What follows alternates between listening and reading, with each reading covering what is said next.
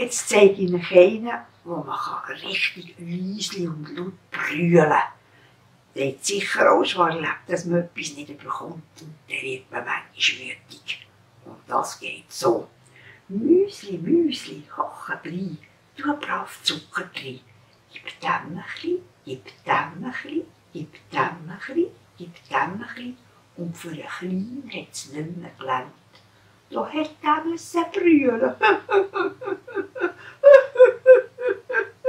Das ist sich schnell verstecken. Und jetzt kommt ausgleichende Gerechtigkeit. Jetzt spielt man es auf der anderen Hand.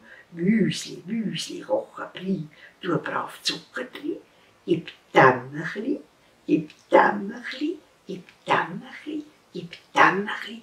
Und für einen grossen Dick hat es nicht mehr gelangt. Oh, er hat müssen brüllen.